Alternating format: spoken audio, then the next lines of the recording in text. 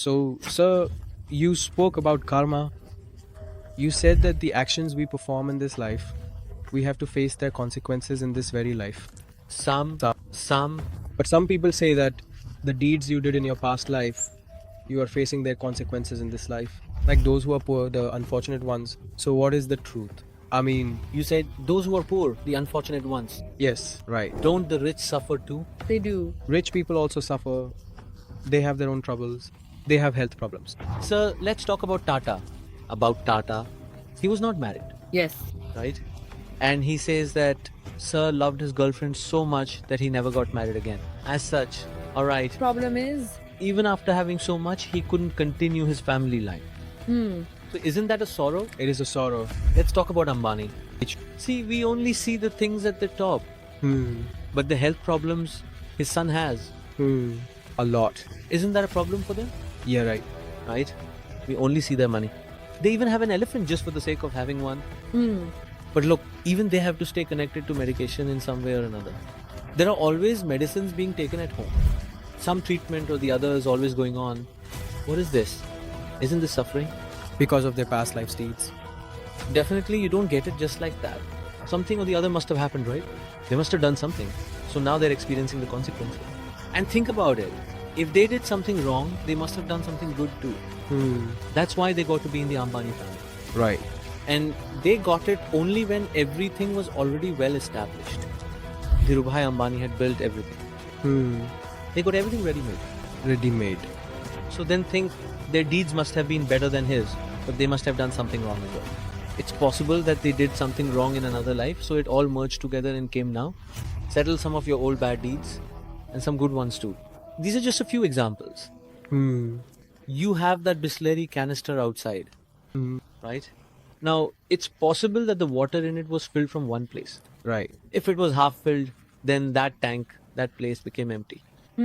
So the rest was filled from another tank. So the water from two places is mixed in it.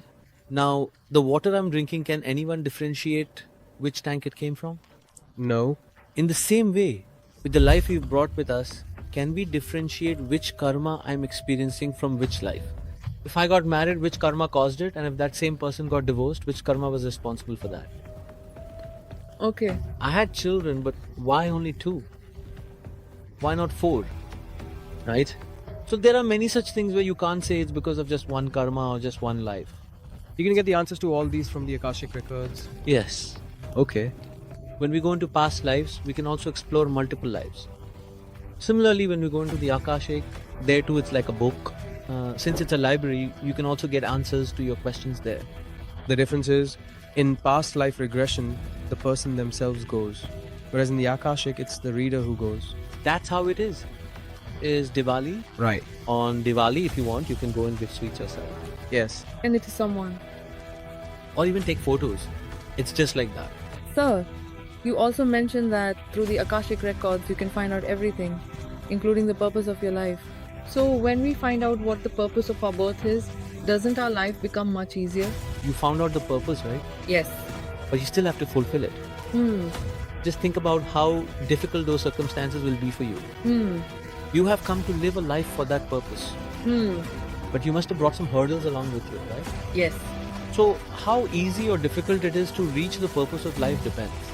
If it's very easy, then maybe the life is very short. You lived quickly and left quickly. Oh, that's also fine. Just think about the purpose of life. Suppose you have to go from Delhi to Mathura. Yes. It might be a 2 or 2.5 hour drive. Yes. And if, for example, you have to go to Chennai from here, then what would you do? Right. You'd get tired driving. You'd have to take at least 4 halts in between, maybe after 4 or 5 days. Yes, right. So you would have to drive that long, right? So it depends. If the purpose of your life is fulfilled quickly, then maybe your life will be shorter. That sounds even more dangerous for the family. See, it's because we are bound by attachments that we feel this way. Yes. But when you get into spirituality, then you'll understand. When you do your PLR or get it done, you get to understand all that. Okay. Look, think about this. You are married, right?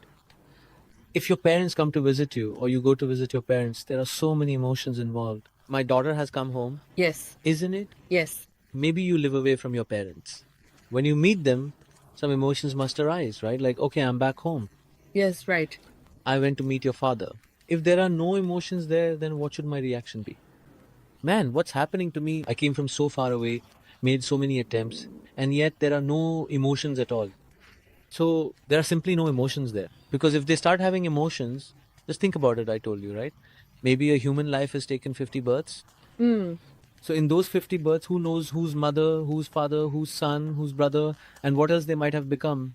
Right. If they carry the emotions from their first life with them, then how will they form emotional connections with others in their second life? Okay. So as this cycle continues, that's just how it is. Once you go there, you become detached. Here, as we sit, we are filled with emotions. But over there are no emotions at all. The moment we leave our body, That's it. it will be reset. It will be reset. You know, like they say, a factory reset. So can we talk to them? Or can we only see them? You can ask questions. Oh, I see. Whether they answer or not is up to them. Oh, I see. Now, we can't force anything there because we are living here. You know, they say there's a cord that's connected to our body, we have to come back. We can't stay there forever Right. because our purpose of life is something else which isn't fulfilled yet, and we're just on a journey. We haven't gone there to settle down. So when we went there, whatever questions we asked, we can stop after asking the questions. We can wait. But for how long can we wait? Now, whether they want to answer or not, that's up to them. so could you also clear up this confusion once and for all what exactly happens in astral travel? Because I only have a superficial understanding of it. But where did you go? How did you go? Could you explain that as well? First of all, what exactly is astral travel? Yes. How is it done? Our body is made up of 5 elements: Yes. earth, water, air, fire, and ether. I mentioned the 5 elements very slowly. Now look at them in sequence. Earth is a substance you can touch, hold in your hand, and grasp. Water, you can touch it, you can hold it in your hand. Air, fire, and ether, these can only be felt, not held. Right. When you are in such a state during meditation, these 5 elements become somewhat distinct from each other. Because they're in balance, but when the body becomes slightly out of balance, when you separate yourself, these 3 elements become distinct. Once these 3 elements separate, they can go anywhere. Because what happens here is that air, with the speed of air traveling through the path of the sky, can go anywhere, and with the intensity of fire as well. So there are no boundaries of time or space for this. They can go into the past and they can go into the future as well. They can live on earth as well as they can live in spirit world as well. The realm of the soul means the world of the soul, right?